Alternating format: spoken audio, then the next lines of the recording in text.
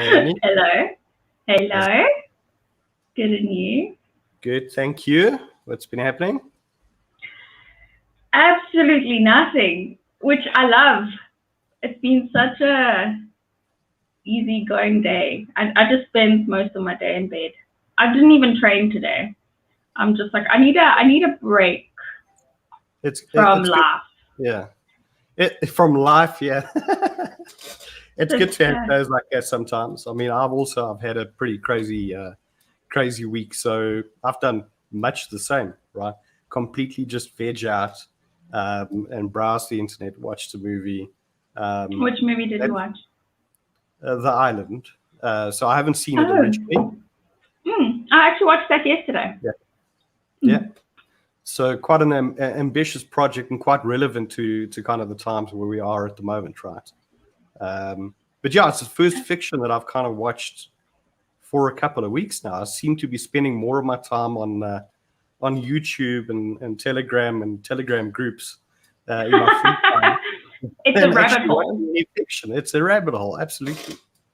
Yeah, I'm Yeah. also I'm very much the same. I don't really go out much anymore compared to like prior to lockdown. I've become more of a homebody, going out less and less. I do like socializing, but I find all my socializing to be online, like this. And I people think it's talk. become it's as a result of COVID, right? I mean, that kind of plays into, you can't forget about that stuff. It's still front and center, and every now and again I'm reminded, oh yeah, we can't have proper social lives because of all the restrictions imposed on us. So Yes, because we have to I think save it's- lives. yes, that is the most. Hashtag saving lives. Whether you're feeling good or bad, it doesn't matter. You're saving lives. That's ultimately what it's about. That's all it's about. It's just about saving lives. But I do Um, think that there's a slight change in mindset, and I hope it remains. And I hope more people actually take is to start just going back to being a little bit more normal, right? To what we know, and not stay now indoors and just stay forever indoors and just doing virtual stuff. So whenever I've been out, I've had a great time and feeling social and having a good laugh with people in person beats virtual anytime.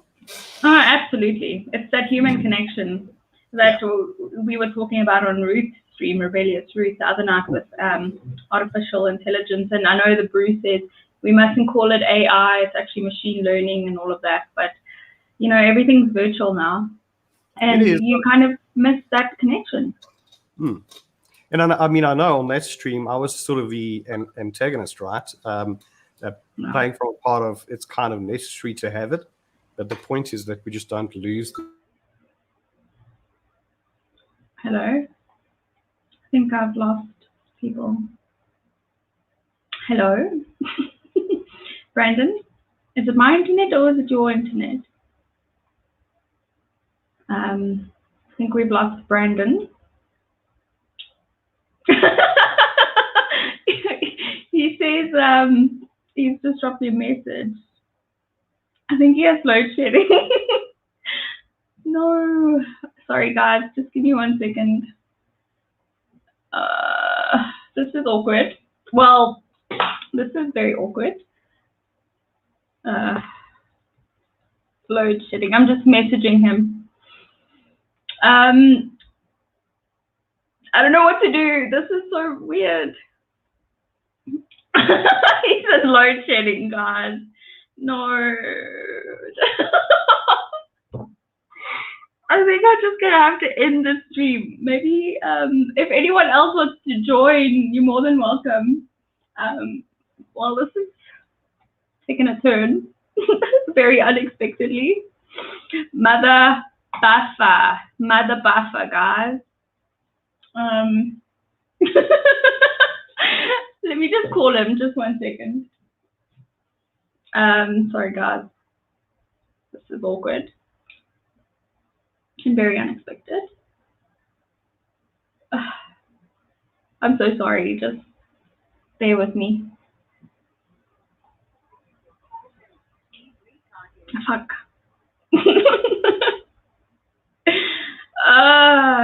Load shedding. Let me just find him.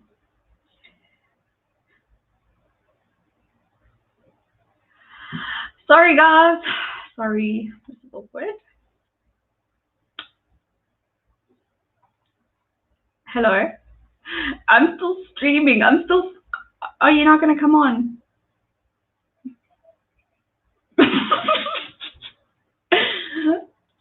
This is Murphy. It's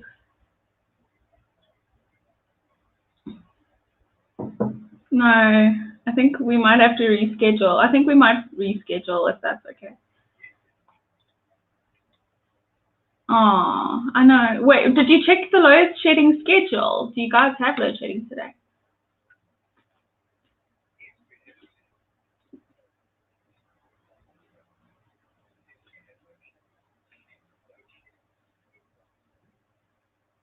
Oh, yes. So you get it twice a day now. Right. Okay, well, oh, Joking Atheist is here. Shame, he's coming to save the day. Yeah, I'm sorry. Yeah, do that maybe. Okay, bye. Hello, I can't hear Joking Atheist. Hello. Hello. How are you? I am excellent. I'm busy eating again, like always. Can't stop eating. There's nothing wrong with that. No, there is nothing wrong with that. Thank you for coming on. It was a bit awkward just sitting there by myself. It's a pleasure, yeah. I saw you went into a little bit of a panic attack mode. Yeah, Brendan has load shedding. He got load shedding at 2 o'clock for 2 hours, and then unexpectedly now for another 2 hours. So tonight's topic is AI. No, it's love or money. Love or money? What is more important? Is it love or is it money? Or is it about loving money? Well, that too. Brandon and I had like such a...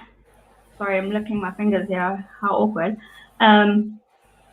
Brandon and I were going to talk about moving to Cape Town and all of that, and the driving force for money down there. And so we were going to talk about all of that, but I guess, well, I don't know what's going to happen now. I think he might actually join in via just a telephone call. Yeah, show me. Yeah, so you get here. You get load shed twice a day. Well, he does because he lives in the north. There's no point living in the north of Johannesburg. I mean, it's all fancy and everything, but they have load shedding the most. Yeah, it's absolutely crazy. It's just like Greenstone and in the east. Yeah, well, I can tell you, I live in an area where they barely ever load shed. Where are you? Yeah, out in the East Rand side, far East Rand. I stay in Springs. Oh, okay, that is very far. I'm also in the East Rand.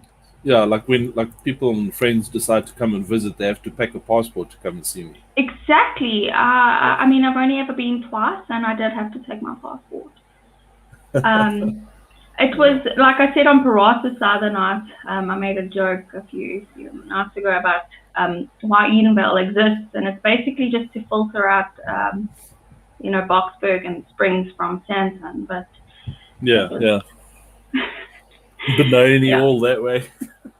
Exactly. But the east is cool. I think we're on the airport grid, so we never get load shedded. You know why it's called Benoni, hey? No. If you never discovered or thought why do they call it Benoni? Like, such a strange name. It's son of her sorrow. It's basically what it means. It's son of her sorrow. It was named that because it was a small mining town, but mainly an asbestos mining town. And the fathers used to work in the mines, and because they worked in the mines, they used to get that lung disease. And because of that, the children ended up fatherless. It's why called sons of her or son of her sorrow. Okay, I did not Yeah. know that. Yeah, Sorry, very interesting. Ruth wants to come on for a bit. No problem. Hey, Well, hey, this- joking atheist, Amy, can you hear me now? Hello. Hey, Yes, I we can hear you. How are you, Brandon? I'm super frustrated once again. I mean, can tech just work for once in my life? And can the South African government just do their job? Yeah. Yeah, Never. typical ESCOM stuff. No. I mean, I But had if- load shedding earlier today for 2.5 hours. I mean, Yeah.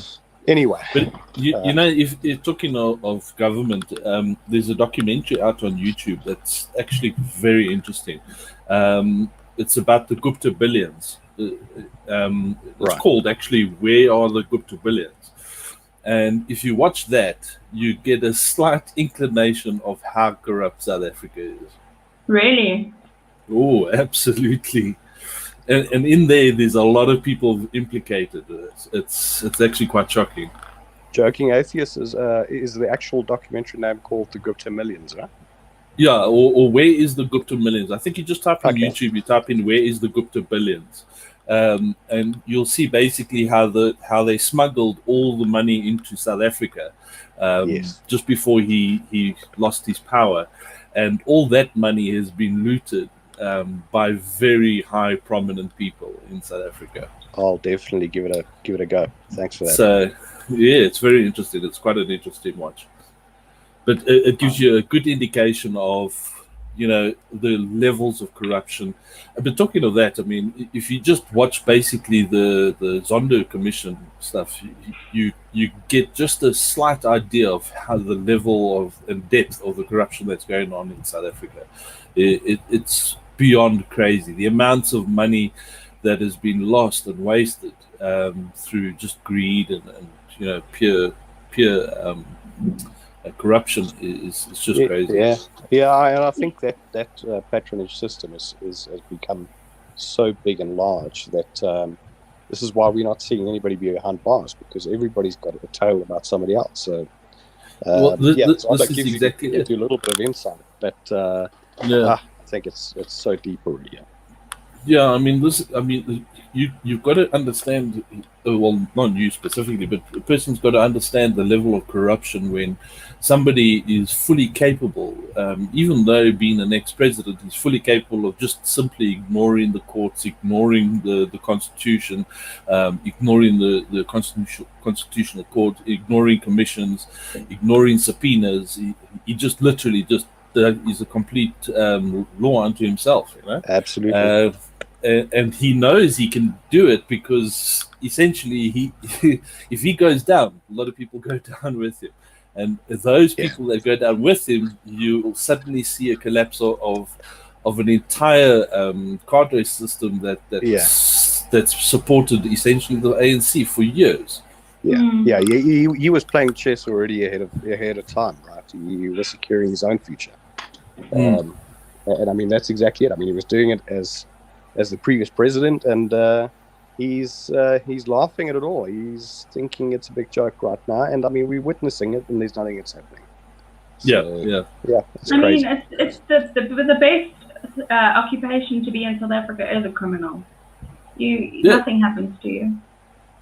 Well, I mean, if you sit and think about any level of society at the moment, I actually would struggle to find a person, in my opinion, would struggle to find some place or corner in South Africa or market in South Africa where there isn't some form of corruption going on. I think it's literally filtered into our everyday life now.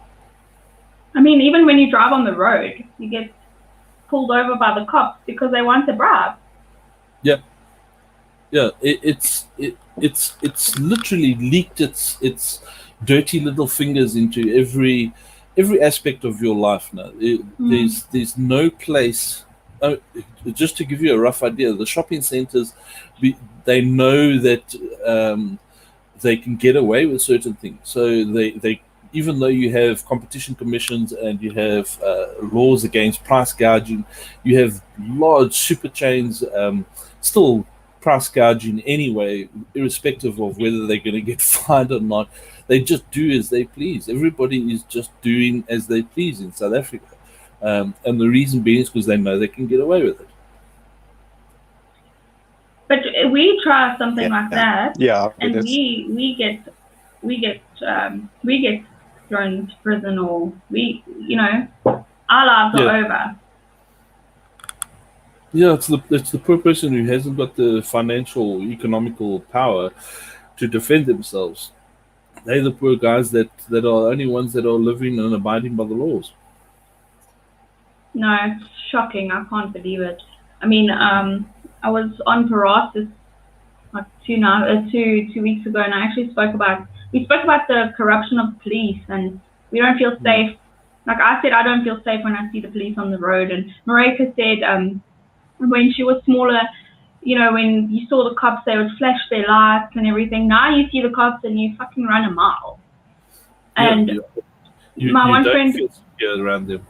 No, not at all. They don't take their job seriously. The only thing that they do take seriously is their tea breaks and doing nothing.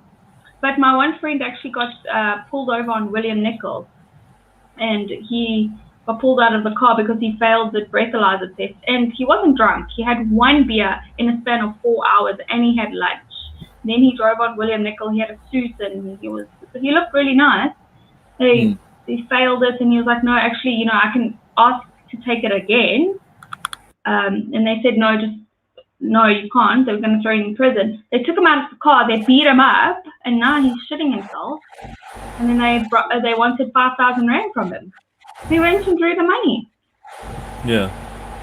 Yeah, I've had it before in the past. I was driving with my daughter in the car one day, and a policeman basically... Well, okay, I didn't know he was a policeman. He was in an unidentified vehicle, and he was in plain clothes. So he basically cut me off, but in such a way that literally my car almost ran completely off the road itself. And I got so upset with the whole situation that I thought this was so dangerous what he just did. And basically we came to a stop at the robot, so I got out and I actually went up to him, typical road rage type of incident. Went up to him and I said to him, what the fuck do you think you're busy doing, and so forth. And I had my little verbal exchange with the guy, and in the process I thought to myself, this guy's such an idiot with the way he was driving, and because of the exchange of words that we were having, I literally, in my anger, I literally grabbed his keys and threw it into the veld. He climbed out of the car, and the very first thing he did is he then pulled out a firearm on me, and he started shouting, he's a policeman and he'll have me arrested. And then he started with and luckily enough, we did it at a time where there were actual official police that were in uniform, that were in a marked vehicle. They were maybe 2 or 3 cars down, and they climbed out and they attended the scene. And he would then immediately changed his whole tune, and he basically turned around and he said to me, that he's going to have me arrested, and then they're going to show that I was drunk driving. And I said, I haven't been drunk driving. I mean, I'm literally just coming home from work. So, I haven't even been to a pub. He says, don't worry, we'll make sure that we show that you were drunk driving. So he's essentially saying he's prepared to doctor evidence. So, yeah, and he did that openly in front of his colleagues. So, what's so amazing is to understand that he pulled a firearm on me, to a person who was completely unarmed at the time. So, which shows he has no idea of what is procedure or what is procedural in terms of his acting with his firearm. And secondly, he's clearly indicating he's prepared to be as corrupt as he wants to be, and he's a law unto himself. Well, what do they normally say? I am the law. Yeah. So, yeah, anyway, so that was my encounter with the police. And, as far as I'm concerned, I don't trust them as far as I can spit. No. Let me just say hello to Ruth. Hi, Ruthie. Hello, Amy. Hi. Where are you? What's happening? Where are you jolling? I just came from a super spreader event. We're back. Ooh, not me. We luck. When we saw the hookers, we were like, no. Hookers? You went. Oh, so you were on the corner of Bree and Fifth, eh? Just a wish. Imagine that a story would make a film from right there. Ladies and Are gentlemen, they looking for love or money? I'll show you the lights. Skyline of Johannesburg coming. Where are you? In the east, in Pretoria. Oh, okay. Oh, yeah. You live that side. Pretoria East, mainland side, sort of. Mm. Anyway, guys, have a lovely try and watch. And I'm totally like, look at me. It's been a long day. It's been a great day. Fine. You look beautiful. Yeah, that's So been good. There. Munch. You make me hungry. And I'm trying to be such a good girl. I can't stop eating. I don't know what's wrong with me. Okay, goodbye, Joke. Hello, Joking at your spot. Hello, Ruth. How are you doing? No, lekker. I think I might actually have to reschedule, guys. Okay. No Um, worries. Or we can Money. have the conversation about love or money if you wish. Money definitely No, helps. we can. If you're up for it. I'm Okay. game. Cheers. Bye, Ruthie. Kamal. Okay. So So should we get let's started? talk about love or money. Love or money. Yeah. That's why people actually tuned in. And let me just pull my top up. Sorry. Yeah, don't let your top fall off, right? Okay, hold on. Brandon, You'll yeah? watch your viewership climb very quickly if it does fall off. Yeah, I know. That's what I'm hoping for. No, I'm only joking. Brandon, are you here? Is this a fan only stream? It's my only fan. Do you want to see Yeah, my only fan? Listen, so let's talk about love or money. So, what made you go onto the subject of going on to love or money? It's always been a question of mine. I believe. I'm watching this in slow motion. You're That's not fair, talking Brandon. in We- Because slow obviously the hear mobile you. towers are also experiencing problems right now. It sounds like you are drunk. But we're getting your feed in a very slow data packet, so you're coming across as essentially a packet. Okay. We've lost Anyway. him. Yeah, so Yeah, let's no, carry thank on. you. No, I've always wondered the question. My core values are love and kindness. So for me, it's always love. Love trumps everything. But you know, at the end of the day, love isn't gonna. Let's first define what is love. What is love? Yeah. What would you say it is? Okay, so It's an emotion. Yeah, look, I personally think it's the point that we sort of like achieve a level of respect that is deeper than just the average, casual relationship with a person, in the sense of, okay, because I don't believe in this whole love at first sight. I believe that's attraction. There's a difference between attraction and love. Absolutely. Because to love somebody at first sight, you actually know nothing about the person. You've basically judged the person by what they look like. Exactly. And yes, I mean, that does form part of the whole attraction process. To me, that's a whole natural process, which allows for essentially the furthering of your bloodline, if you wish. So yes, once we understand that level of attraction is not love, then we need to start thinking, okay, well, then what really is love? And I think love is something that you achieve. It's like a process that your brain goes through, that you achieve over a period of time of being with somebody for long enough to respect them, to care for them, to want to be with them, and to share with them.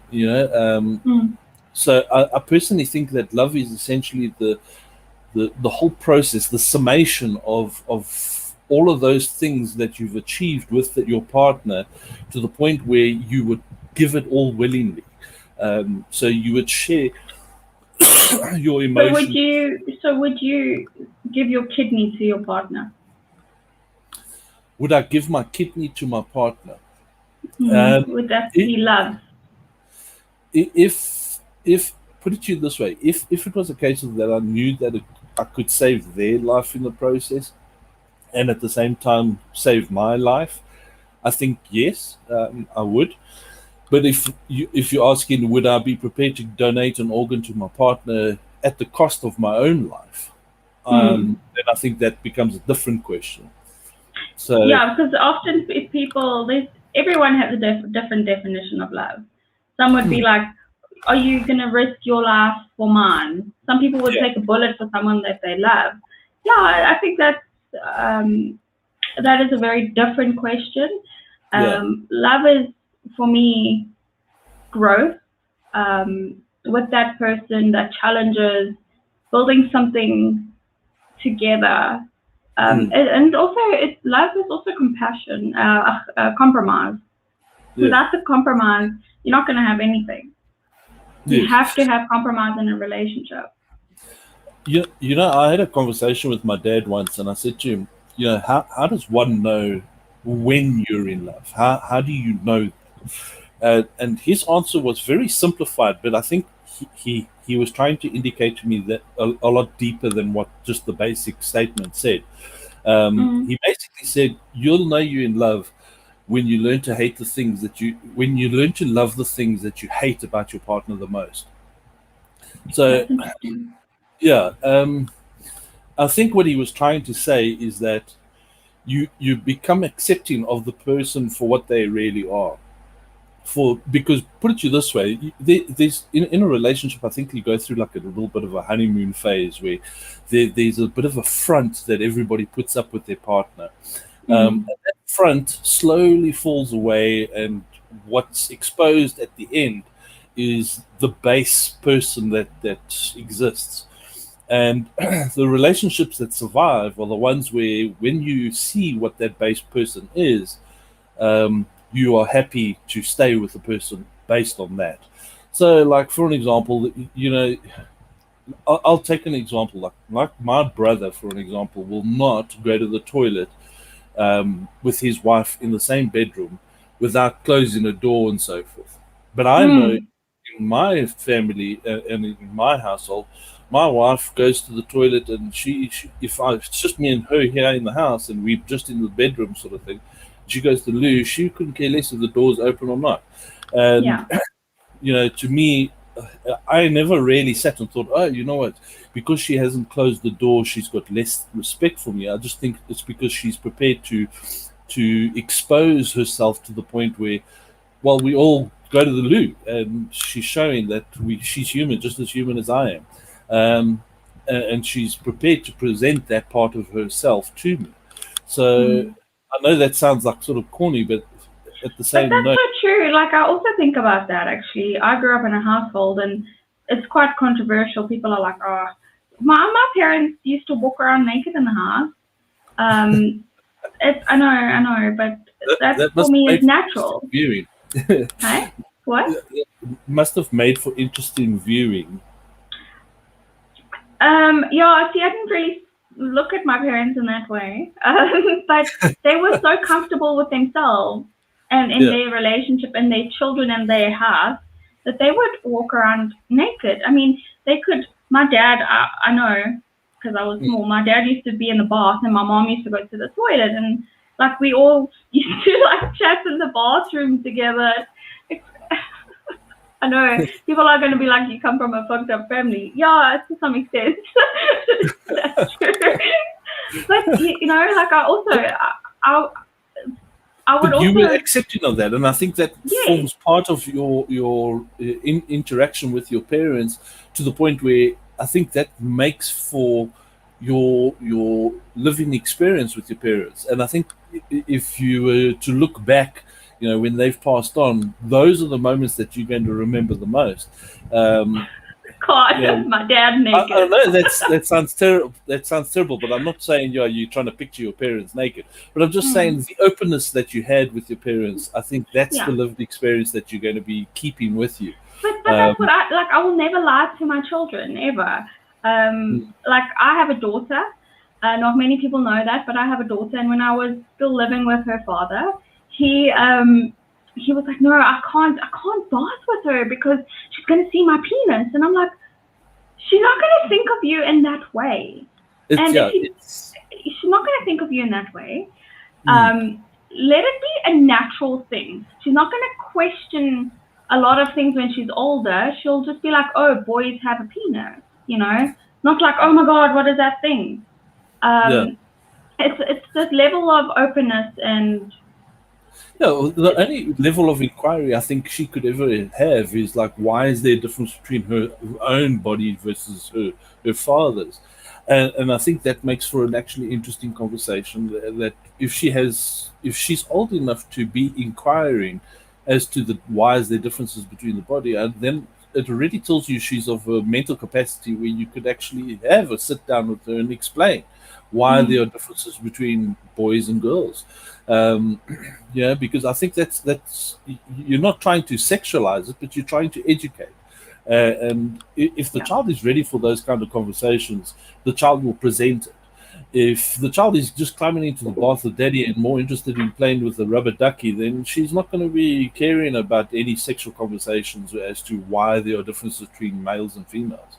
No. I mean, again, I was, it's going to sound wrong. Like, I probably shouldn't say this, but I was a young girl and I used to bath with my dad. There was nothing wrong with that. Like, he used to wash me and, it stopped like after I was like 6 or something. Yeah. But it was a natural thing. It wasn't put it weird. This way.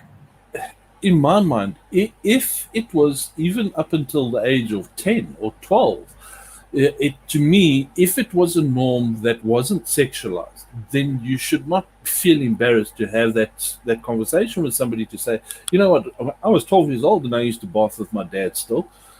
Because I don't think that's expected an these days. affectionate relationship with your father that was not sexualized.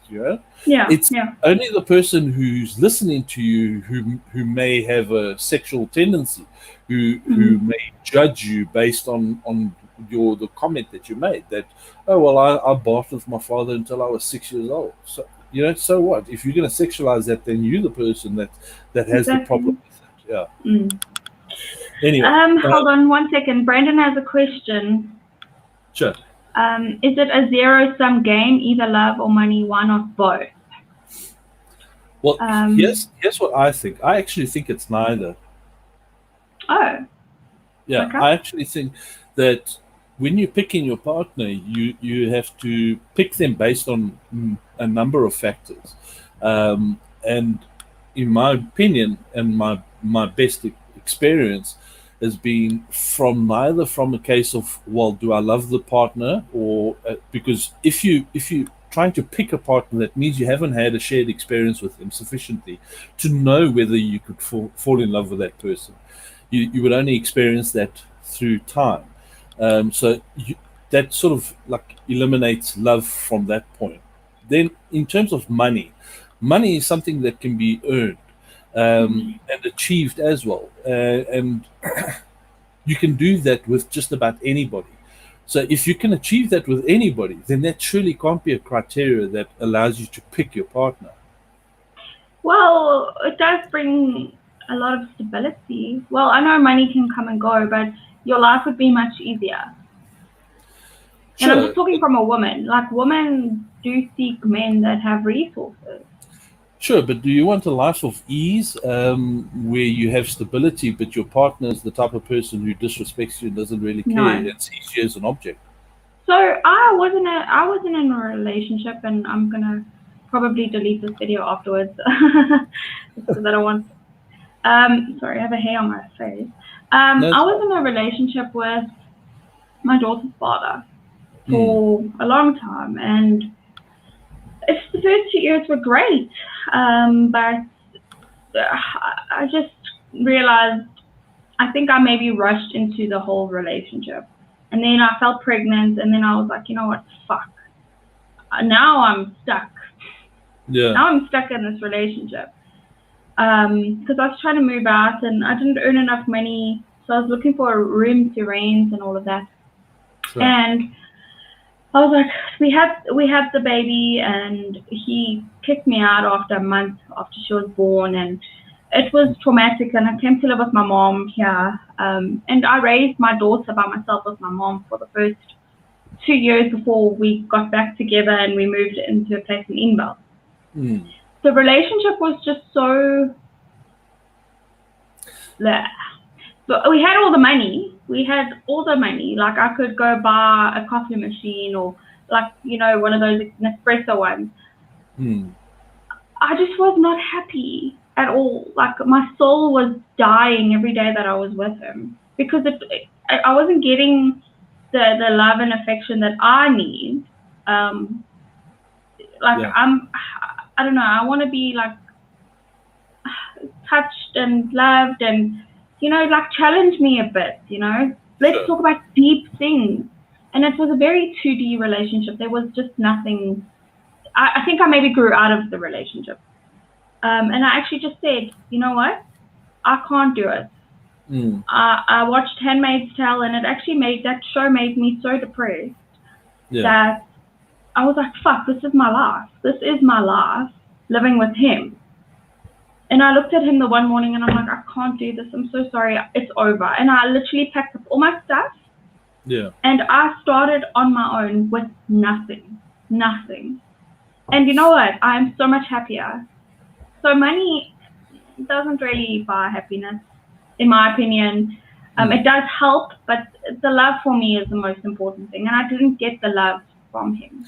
Yeah, well, as I was saying, once you recognize that money doesn't buy you happiness, then you have to try and sort of establish what is the criteria that you're looking for from the relationship. And if you know that it's happiness that you're looking for, then you cannot use money as one of the criteria, because you've learned through experience, as you've already just said, that money didn't buy you happiness.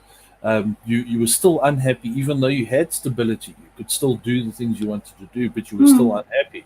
There are people out there, stability is one thing. Love is another thing. And as I said, love can't be achieved up front. I don't believe you can fully say you love somebody by just simply looking at them, I don't know, by walking into a friend's party or something and you meet somebody for the first time.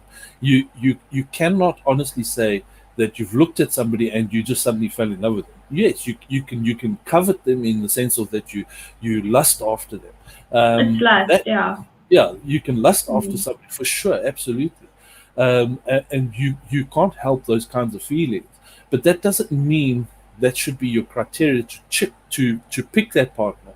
I think that's the first thing, the key thing to recognize.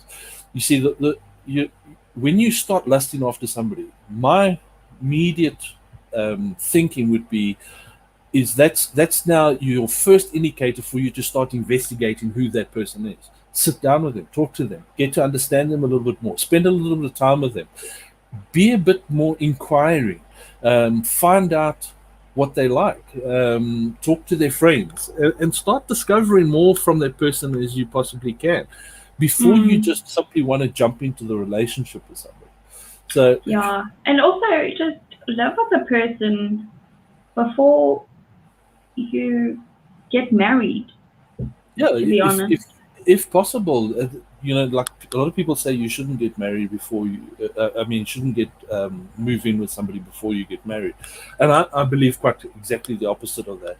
You actually do need to live with somebody to get to understand that person, especially for a period of time to be able to understand the person fully. Well, I also believe you should have sex with that person too before you get married. Yeah, because not everyone. I know this is a terrible analogy, but you wouldn't walk into a car dealership and just by simply looking at a car, jump into it and start driving off because, oh, well, this is the first thing I've seen. You go from dealership to dealership, you have a look around at various different cars and you find something that suits you, that speaks to who you are. And then when and when I say it speaks to who you are, I don't mean just in the point of, when I climb in the car, this represents who I am. I'm talking about it speaks to who you are, is in the sense of it fits your budget, it fits your needs, it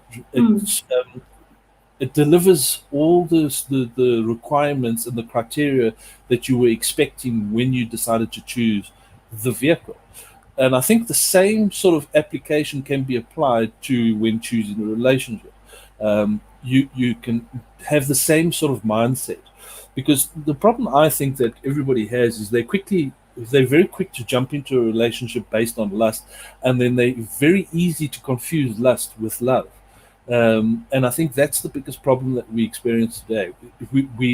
I like to think of us as the fast food nation. We want I our was just things going and to we want it say, now. the instant gratification.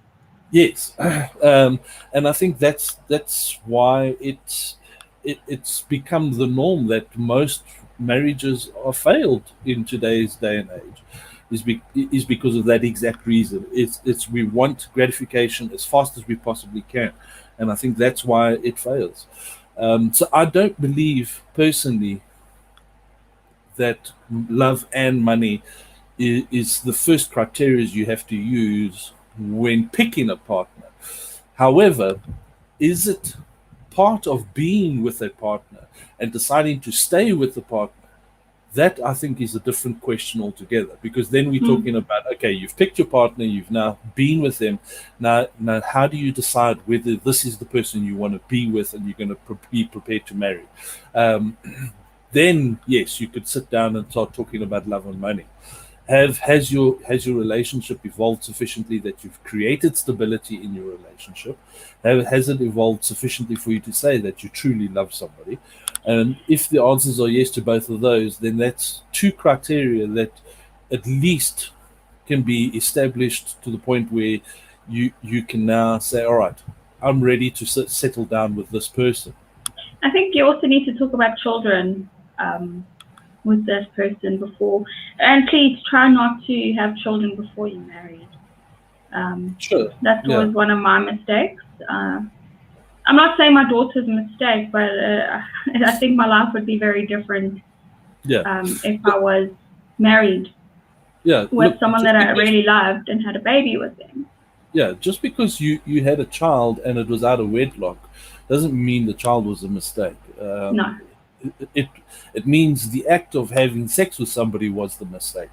So, and that the result of that cannot be just a mistake in itself, just purely based on the fact that you made a bad choice at the time. You need to have that discussion. Yeah, the because benefit there are two different ways of parenting. I mean, there's discipline. Like, are you going to give your child hiding, or are you just going to verbally discipline them, or I don't know, and that can cause friction in your relationship. If you don't have all of those things worked out, a kid can either break or make your relationship, and that's what I found. Yeah. Myself. Well, let's first establish, do you believe that there's benefit in firstly just getting married to somebody? I was very against marriage a few years ago. I just never could see myself getting married. My mom has always said, rather just live with a person. Yeah. You can have everything like a married couple, but you don't need to be married. If things go sour, it's easier for you just to walk away, which I did. I mean, I walked away from my ex, and no divorce papers or anything, and we were together for about 7 years. Yeah. But I do want to get married now. I've changed my tune. I want that person to share my life with, to challenge me. Yeah. Can I ask you a question? Does the institution of marriage achieve anything further than what you could achieve with somebody that you wouldn't be married to? Yeah. This is going to sound selfish, but they can't walk away from me. That's fast. So for you, marriage is essentially ownership. yeah, I guess that person is mine. So I'm being honest. I'm being honest. okay, but then why didn't you just marry a slave? I don't know. I want that person to be with me forever. I've not had luck in relationships.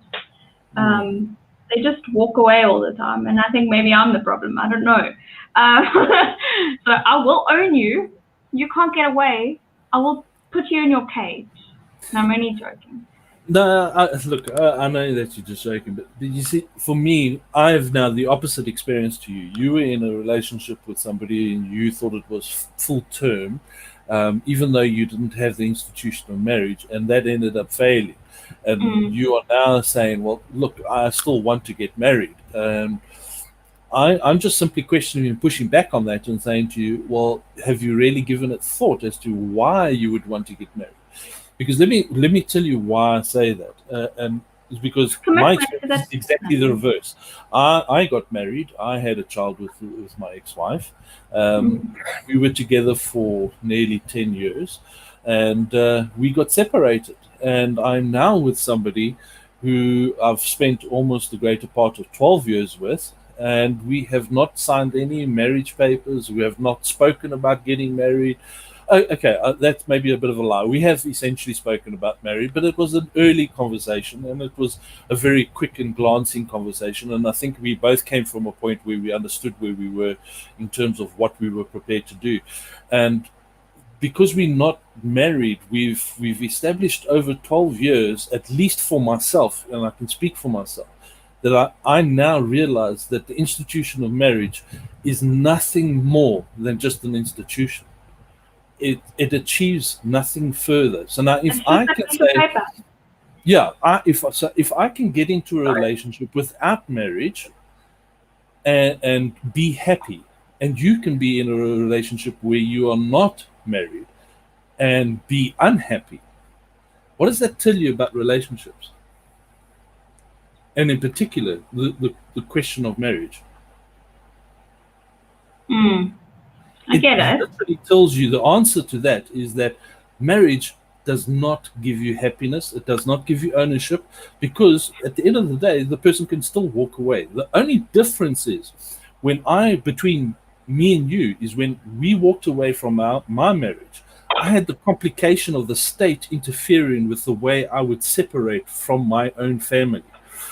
They came in and they said, you will have this, you will share this, you will take this, and then it became a big legal question. And once that happened, it became ugly. Whereas you walked away from your relationship and you had no state, no complication brought into your life because you separated. Yeah, that's true. It is much easier just to walk away from someone. But I just want to go back on this comment. It says marriage gives you some credit, not ownership. And I think maybe the word that I used was wrong. Concrete proof of your commitment. And that, I want someone to feel proud of me and say, you know what, that girl is mine. Like, she's my wife.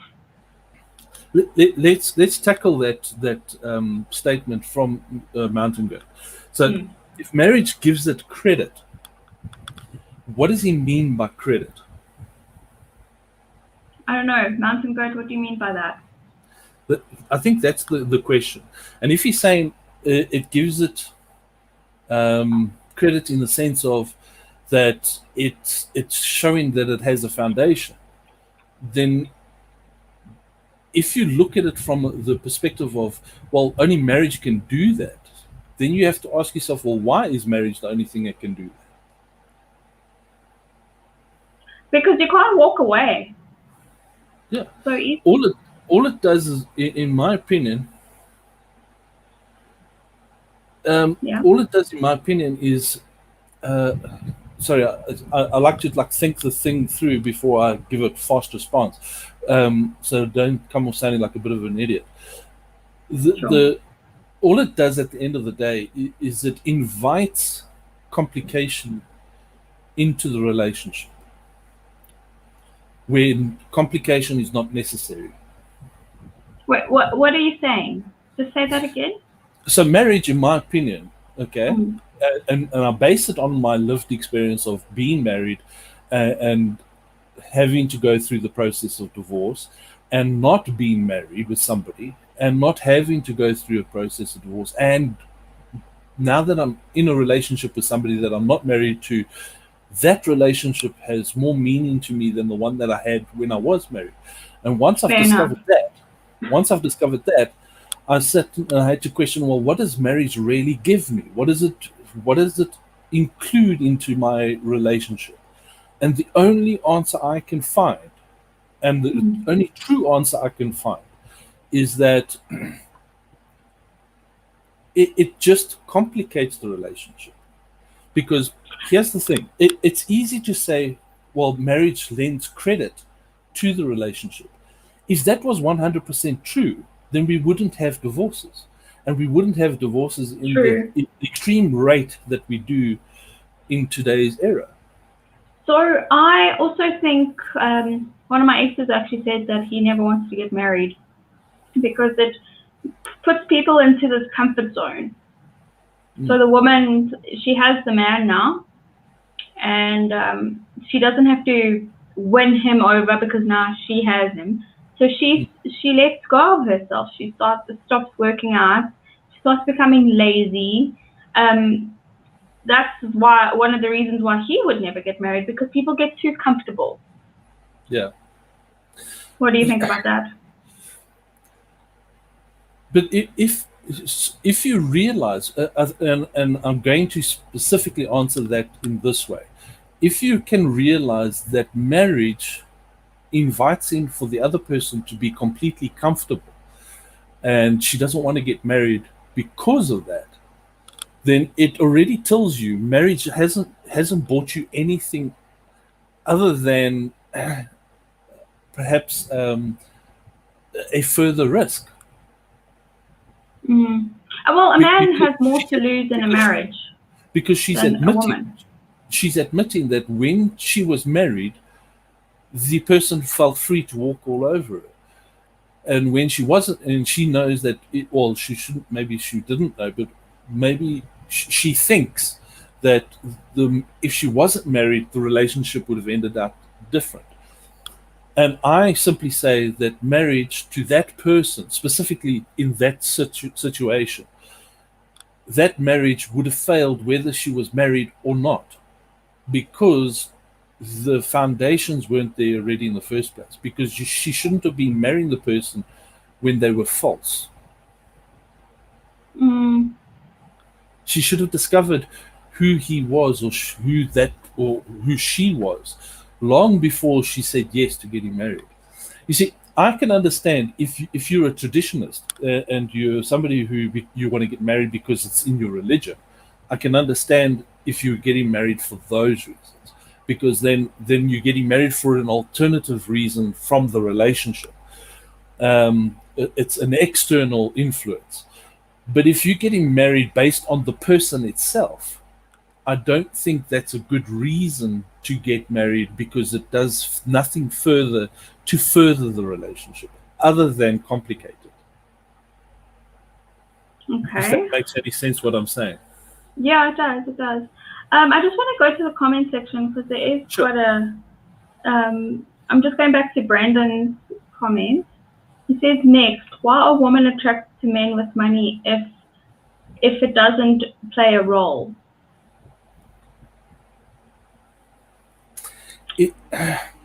You see, and I can only attribute that, in my opinion, if I were to answer that, in my opinion, it's because we live in a world where we are constantly punted that you've got to, and we live in a competitive world, where your next door neighbor, the Joneses, you've always got to live up to the Joneses, and the measure of who you are is based on the Joneses. And it starts even from our schooling days. You can see it even with the kids of today. They get to school and they literally bully each other over whether they've got a high quality cell phone. Petty little things like that. And I think we've become a very materialistic world. I mean, I was bullied in high school because My parents weren't wealthy. Yes.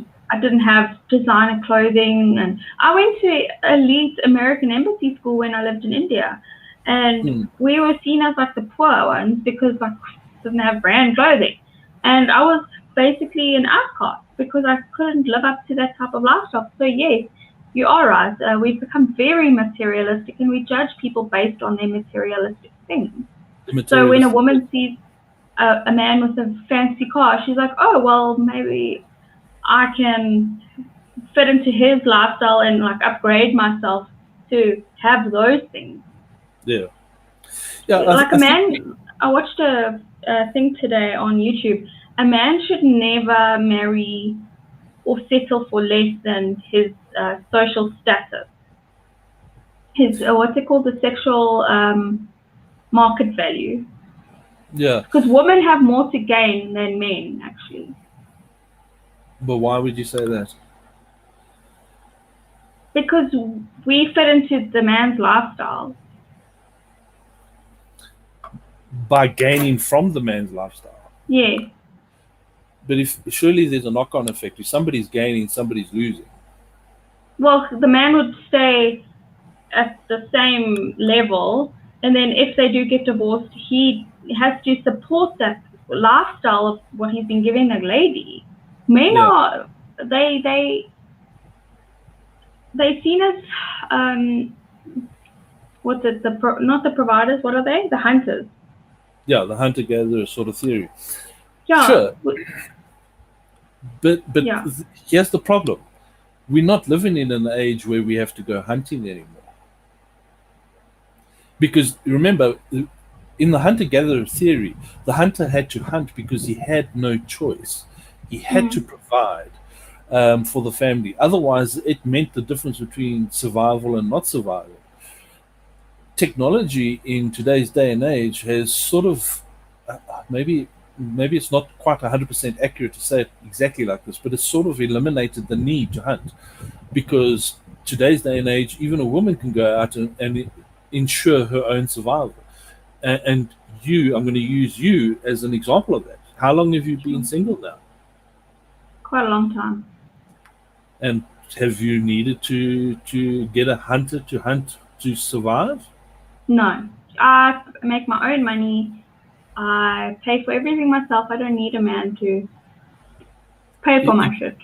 Exactly. Whereas in the past, with the hunter-gatherer theory, in the past, hunters had to go out, and it was vastly the men that had to do it because of the reason they just had a physical prowess that was above that of what a woman is. And I know people are going to say, oh, you know what, you're so sexist because you think that a man can be more powerful than a woman. It's just a fact of life. Get over it. So it is a fact of life. And a man, I mean, even if a caveman could recognize that the man has to go hunting, then I think in 2021, if people aren't sure if a man has more strength than a woman, then they pretty much lost already. A man, well, there are 69 genders, so. Anyway, but that's off topic. But the point is, what I'm trying to make is that we're no longer needing to go into this whole hunter-gatherer sort of mentality because of technology. We've created an environment where hunting and gathering is no longer quite the requirement in terms of the choice of between male and female, because as you are living proof of that a female can go out and hunt and survive for however many years you have already. Yeah, but you know, this I'm in my 30s. I want to have more children. I want to settle down with a man. I want to build that life up. I want that now. I think it's my internal clock ticking, and it's like, you feel your okay. internal clock is ticking, yes. Sure, but why would you limit yourself to because keeping in mind there are men out there that are good men that may not believe in the institution of marriage. Now you are literally eliminating them because you are the only person who wants to get married. Well, I think that's a discussion that we would have to have together. Sure, and I think that goes back to what I was saying from the beginning. That's the whole discovery process of when you choose the person that you want to be with, you are actually answering the question yourself, love or money. And the answer is neither, because we're sitting talking about, all right, well, we need to discover, does this person want to get married or not? And we're talking about things that are not about love and money. True. So that's why I believe that when you pick your partner, love and money is, in my mind, the very last conversation you'll be having, because that comes, and both of those can be established even after marriage. Because there's many couples that start off very poor and get married and end up being wealthy. They build their own businesses together. You know, they create their own stability. Then they go and they have kids, and they further themselves, and their relationship grows and evolves as they are experiencing their marriage together. So. But the point is that they got married without love and money, essentially, from the beginning. I asked my mom, actually, earlier. I was like, what do you think is more important? And she said money. So I asked her, are you with daddy for his money? Sure. So I was like, no, man. You see, here's the thing. If you get married and you living just a life of where you're just getting the average, when I say the average, like maybe the middle class, where you can't always afford all the nice things. Here's the thing. We're all going to look outside of that relationship and look around us, and we are going to discover other people that can get all the nice things, that can walk into a shop and buy whatever they want to buy whenever they want to buy. And we see that and we think, but I don't have that. I would like to have that. But what we don't realize is that when you're looking outwards to those people, you're not discovering who that person is. You're just discovering what that person is capable of. And when you actually discover who that person is, you're going to realize there's a lot of sacrifices that person's had to make. Like, for an example, you could have multi-millionaires who barely ever spend any time at home because he's got 90% of his time and money invested in his business. So, yeah, sure, you could go out and go credit card shopping and, you know, buy all the fancy cars and clothes and things like that. But you have nobody to share it with, because that person that you should be sharing with is busy providing that credit card for you to go buy those clothes and the fancy shoes and the fancy. But that means nothing at the end of the day, because you can't actually take that when you die. Yeah. So something, in my opinion, I think, and I know that this statement is going to like piss a lot of people off, but I really think that middle class living is actually the best form of living. The reason being because it's the nicest level of balance. It's created a situation where family, love, materials, survivability, stability is truly in full balance. And to me, yes, we'd all love to have the big fancy car and the big fancy house, but we haven't really sat down and thought, well, I'd like to have the big fancy car, but we're going to lose something in that process. So that's my mind on it. You bring such realism to the stream. Again, like, you just take it on like a whole different level, even with the other streams. Yes. I just love how your brain works. It's incredible. Thank you.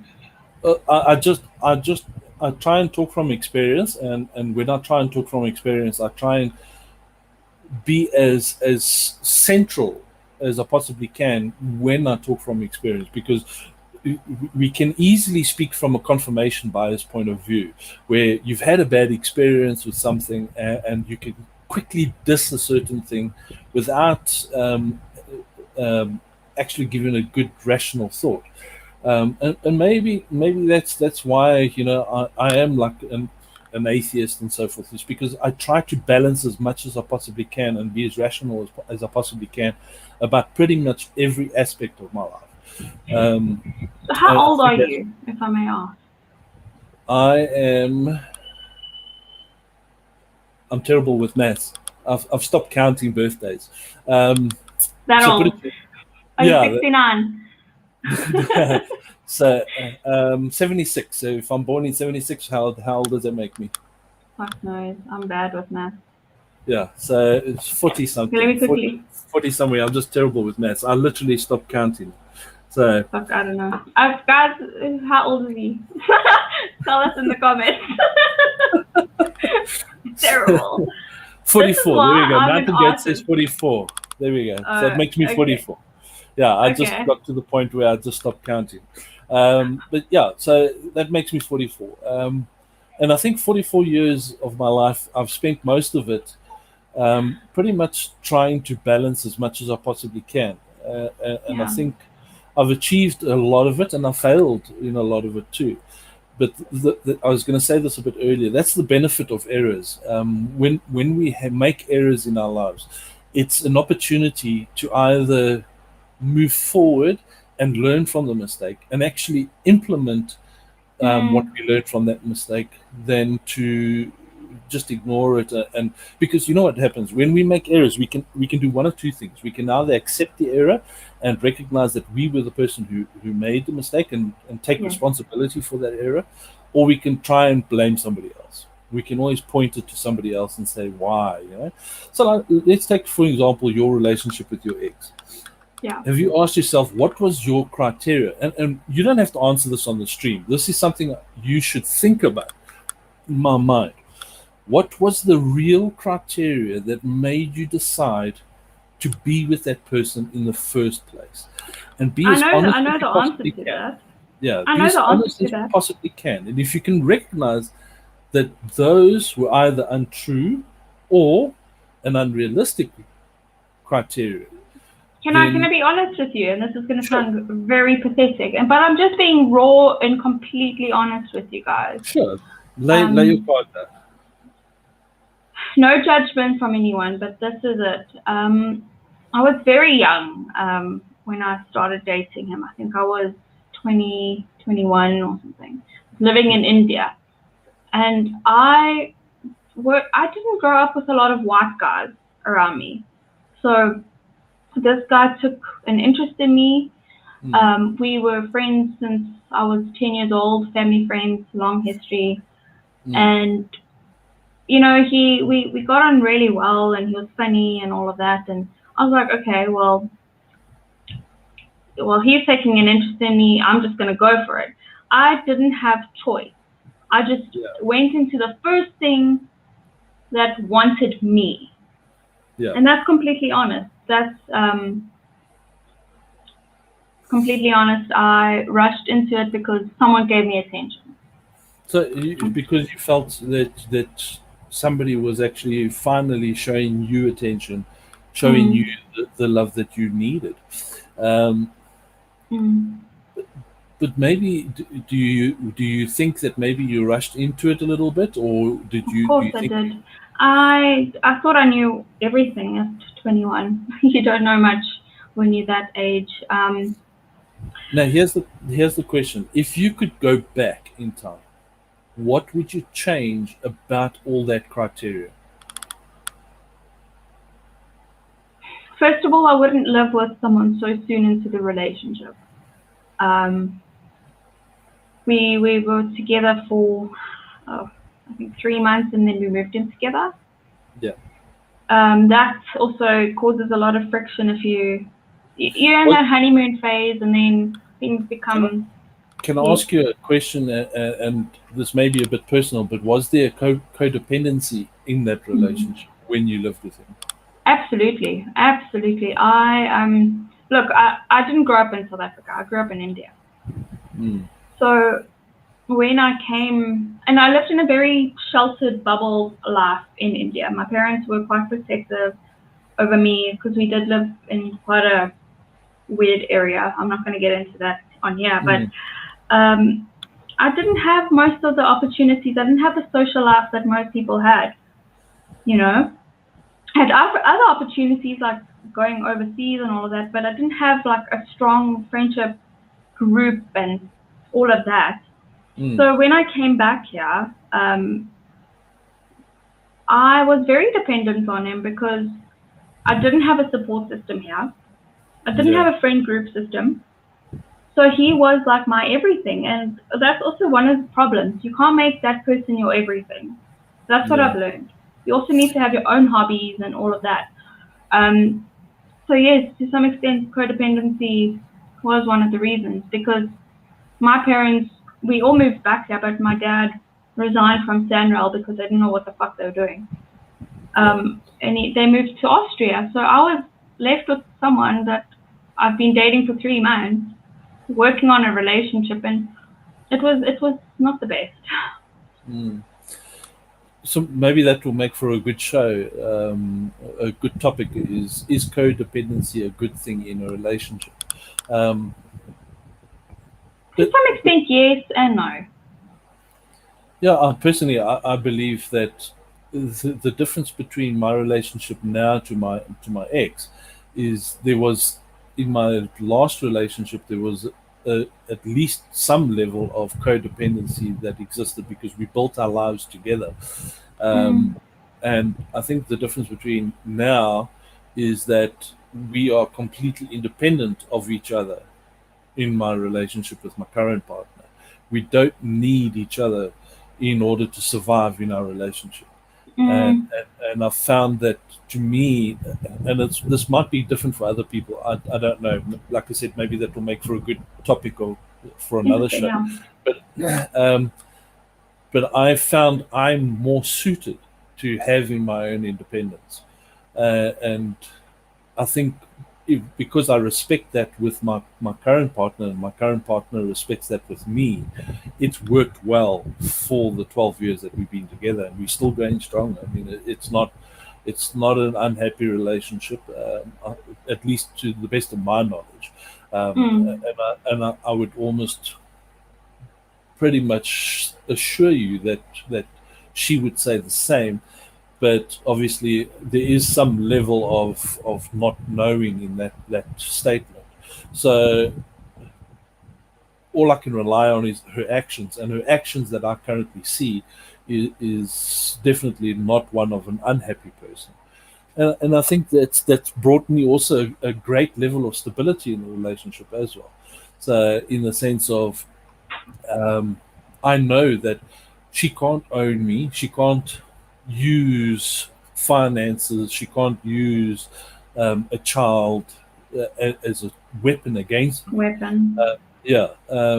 And because of that, it's benefited my relationship. Now, that may be unique for me, and it may not work for somebody else, like yourself, who may still be contemplating having further children, who may still be contemplating marriage and so forth. So that might not work for you. But I just think that codependency does at least bring some level of difficulty to the relationship in terms of the choice. It minimizes the choices you can make when you're in the relationship. I do find it harder to get into a relationship now.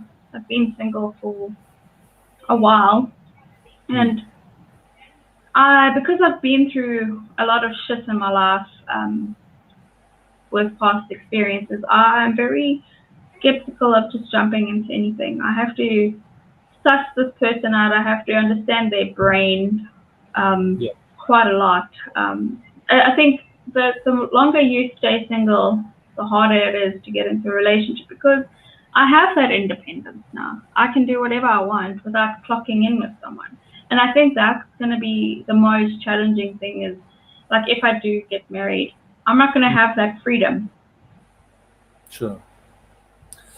So I think basically I think we sort of like on the same page now,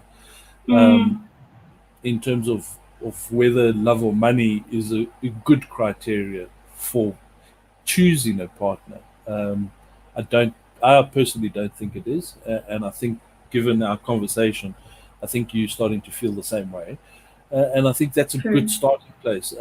If it's a good starting place, then at least you can get some direction in terms of choices that you can make in the future.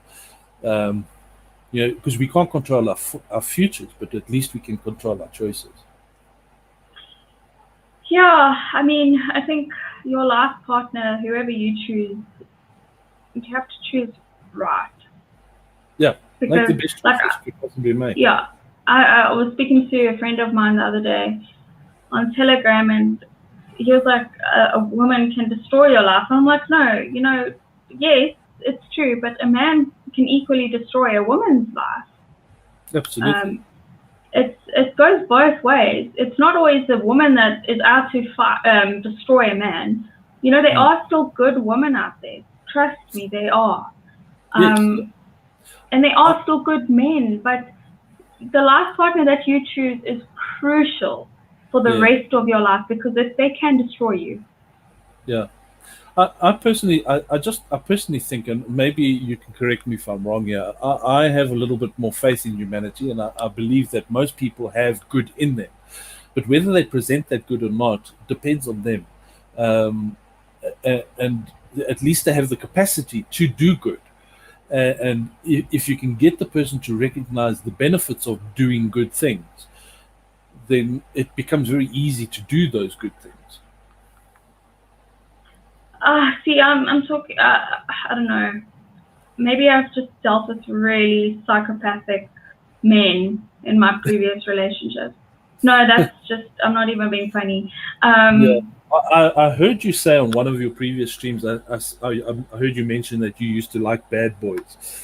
And I actually have a little expression about that. If you're going to be with a bad boy, then don't expect him to treat you in a good boy's way. Mm. Yeah, I mean, I've gone for bad boys. I mean, you like the challenge. Like, I'm going to change that man and he's going to settle down with me. It's all about a challenge at the end of the day. As a female, you want the alpha male to settle down with you. But, at the end of the day, what I've realized is you can't change a man. Looks like Brandon wants to join the stream. What is he? What did he say? He introduced me. What is he talking about? Brandon, what are you talking about? No, I've completely changed my tune on men. I'm gonna go for more nerdy people now. I used to believe, just to maybe finalize my thoughts on this, I used to believe that when I was younger, when I was 20 or so, I used to go to the nightclubs just like everybody else, to go and have a bit of a troll and pick up the ladies and so forth. But I eventually realized that you're not going to meet your wife in a nightclub. You're not going to meet your wife in a bar, because if you expecting to go to those places to discover that person, you're in the really wrong place to do it. Because there are far better places to meet people. Yeah, like at bars and stuff. That's what I was watching. There's this YouTuber. Let me quickly pull it up. I forget his name. He gives amazing advice to men, actually, entrepreneurs in cars. And he was saying, you're not going to find your high-powered, high-valued woman in a bar or a nightclub. You're not going to find that woman with those values that you're looking for, because they're just there to drink and jaw and probably get laid. You're not going to find that. Yeah. You put it to you this way. When you're 20, and or at least for me, when I was 20 and I was going into a nightclub or a bar, my intention was not a good intention. Yeah. So, and if I'm just one person, can you imagine what the 120 other people that were in that pub or bar was? Most of them couldn't have been good. And if you're trying to meet your loved one in a pub or a bar, you're meeting people with not good intentions. Well, you might not have high standards.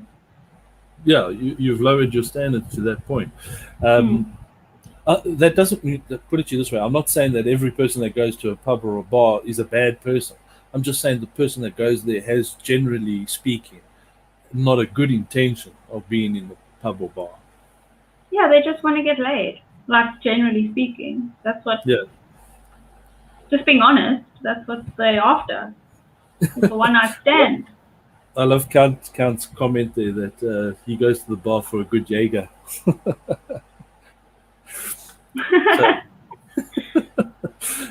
Some people, that's why I say, not everybody goes to a pub or a bar with bad intentions. I mean, some people just can go just out of a celebratory mode or whatever. There are various reasons. But if you go into the vast majority, it's mostly for the social and interaction that they're going to get at the pub or bar. Then the question comes down to, well, why do they want a social interaction? What is the purpose of that social interaction? And in most cases, it's usually to meet either the opposite sex or somebody that they're looking for. Very true. Anyway.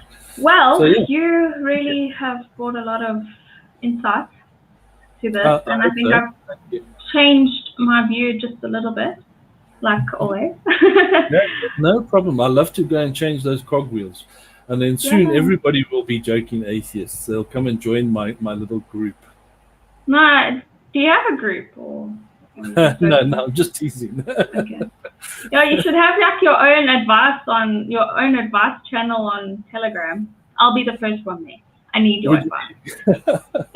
I was going to start a little YouTube channel.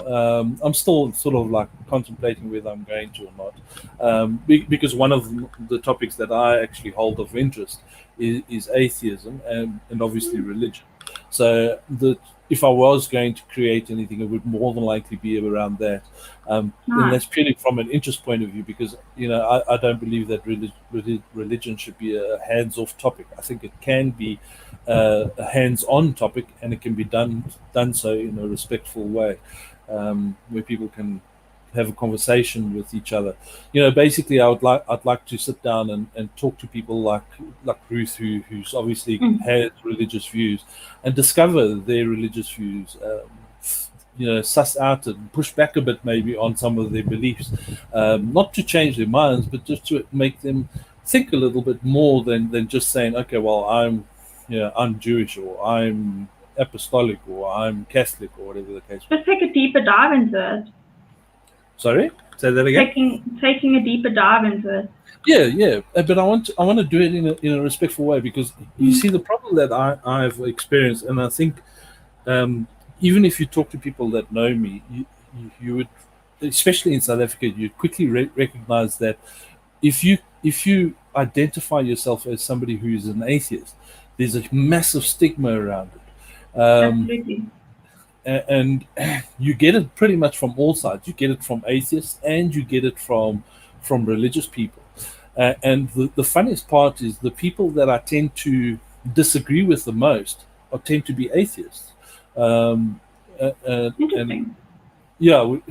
Which is very interesting, because I have a different outlook on my atheism specifically, and you'll get other people that are atheists, and they will like push back on my version of atheism, and then they would tell me, oh, but you're not a real true atheist and so forth. And I'm like, well, you clearly don't know what it means. And that's why I say I tend to get more pushback from atheists than I get from religious people. But I don't want to be in a situation where I sort of like push a person that is religious away from the conversation. I want them to know that I'm not that kind of an atheist, and I want them to know that they should be able to have a conversation about their religion and discover more about themselves in the process of doing so. Absolutely. Well, you already have 3 followers if you do start up your channel. So 4. I think we would definitely subscribe to you. I think that's a great idea. I know Jeremy Nell did a podcast with the Satanic Church or something, and that was very interesting. Did you hear it? Did you listen to that podcast? Yeah, I did see it, because he actually did that on YouTube before he did the podcast, and I was there on that day. And that's pretty much what I'm looking for, because like what I really appreciated about what Jeremy did on that interview is that he didn't push out the normal narrative that, oh, you're a Satanist, you're going to kill babies and eat flipping elephant brains and all kinds of weird stupid stigma that people have. He actually dived into the conversation with the person in such a way that the person could respond and give them their actual beliefs. Now, the viewer can do one of two things. They can either listen to the conversation and actually listen and appreciate what they're hearing from an actual Satanist, or they can just simply ignore it, and they can allow their own confirmation bias to misinform them. And I want to create a show where I'm interested in the viewer that wants to listen, who actually wants to hear what another person believes. So, because my stream would more than likely be less about atheism and more about the different religions that are out there, and more about why people believe the things that they believe and what it is that they believe. Yeah, this is off topic, but it's on religion. But I watched a documentary about how Islam is like the uprising religion in Texas, weirdly enough. Yeah, well, so you should. Yeah. Sorry, I was going to say, statistically speaking, it's the fastest growing religion worldwide. Yeah. And it's estimated, I think it was 2032 or something, somewhere around there, where they're saying that Islam will become the predominant religion worldwide. So, and that's not far off from where we are now. I would love for you, like, if you can, get one of those people from Texas on, because they were Christians. They come from a very Christian background, and they just switched. And I would love to know why. Like, what made you switch? That for me is very interesting. So I do think you have quite a lot of potential on your channel. I think you should start it up. Yeah, you would have a lot of viewers. Yeah, I've actually had the conversation, in particular, Rebellious Ruth, Ruthie. She's sort of encouraged me also quite a lot to want to do it. And as Sorry, I said, look at this comment. Sorry, this is just shocking. 55% of kids in London are Muslim. I did not know that. Yeah, I could believe that. 55% of kids in London are Muslim. I could absolutely believe that. And people, if they worried about atheism, and if they worried about multiculturalism, believe you me, Islam is coming, and it's coming fast. This is why when you drive around, just to take South Africa as an example, if you drive around South Africa alone, you will see more and more mosques are coming up pretty much everywhere you go. So, and the reason Midrand has the big one. Sorry, say that again. Midrand. There's a mosque in Midrand. Yeah, there's a big mosque in Midrand. Believe you me, that's not the only place. They're coming up everywhere. For me personally, I don't personally think it's a terrible thing. And when I say that, I'm not meaning it in the sense of, I don't think that Muslim or Islam is a bad religion. I just personally think that if one religion dominates another, that has the potential to become a very bad situation for the minority religions. So here's just a funny comment. They will never take my bacon away. Yeah, I don't know. Bacon is life. The problem is with and this is how pretty much most religions work, is that they wouldn't take your bacon away by force. They would take your bacon away and you would accept it voluntarily, because for you to convert to Islam or to become a Muslim, it's more than likely going to have to be a choice that you're going to make. And the problem is when one religion becomes more dominant than another, it tends to make that choice a lot simpler for the person who's going to join it. Well, this really took a different direction, but yeah, that was just a finishing off, talking about what I think in terms of rationality. I know I went into the religion part, but I was just using that as an example. I think it's in my nature to be as rational as I possibly can, which has led to my atheism. So that's basically the conversation. I'd actually love to have you on my stream again, just to talk about how. Yeah, Yeah, I'd love to do a stream with you where we could sit down and actually chat about what we believe and our belief systems and so forth. Yeah, Because I And come why- from a very religious background. yeah, I was very religious at one point in my life, and I think I said Yeah. it on one of my streams, and I've kind of lost my way in a way. yeah. So yeah, I'd love to just chat to you about it. There was a time in my life where I identified as a Christian, but with the benefit of obviously hindsight, I now know I could not have been a Christian, purely based on what I know now. And yeah, so, and I also grew up, like I said, I think I said this on one of the previous streams, that I grew up with a grandfather that was a pastor at a church. My father was I wouldn't say he was a very religious man, but I would say he held his faith. My mother, on the other hand, was extremely religious. She brought a lot of religion into her life, and everything that we ate and breathed was religion. So I grew up in a household where religion was I would say 90% of the main topic that was always at the forefront of our relationship Wow. as a family. And so, yeah, and it was a topic that, because it was so predominant in our family life, it became one of the topics that I became solely focused on in terms of questioning. And it was because of my inquiring mind that eventually led to me becoming an atheist. What does your mom feel like, or your parents feel about you being atheist? Okay, well, my dad's passed on, Sorry. so no, it's fine. It's one of those things of life. But my mom, put it to you this way, we haven't really had a serious conversation for a number of years. Put it to you that way. Interesting.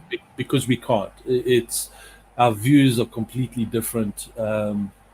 She will, you know, there's always, okay, so somehow or the other something will come down to, yeah, you better change your ways, you better change your atheism, because you're going to go to hell, and I'm just interested in your soul, and I'm hoping to save you, and so forth. So, and eventually, once it gets to that kind of conversation, I can no longer continue the conversation. Yeah, I saw this funny video, and Brandon will know what I'm talking about. There was this funny video going on YouTube, Facebook, and all of that. It's about this woman. She's in Walmart, and she goes to this guy that's checking out, and she's like, "Sir, I need to help you." And he's like, "I'm just trying to check out my groceries. Can you leave me alone?" She's like, I need to help you and convert you. You're basically trying to convert him to being Christian. And then she loses her shit. I must send you the video after it. I can't play it on here. I'll probably get banned. It's hilarious. But she starts swearing at him, and she asks for rest, I think. Yeah. There's so many religions that proselytize, and what I love about atheism is that when we proselytize, we basically knock on your door, and when you answer, we just hand you a blank piece of paper.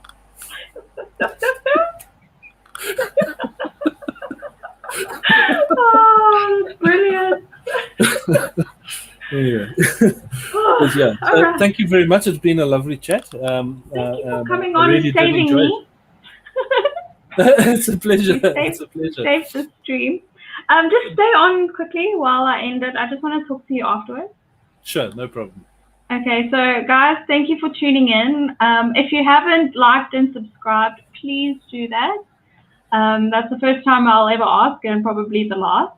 But please do consider it, and we'll see you next week. We're talking about hunting on Saturday next weekend, about the pros and the cons of hunting. Bye.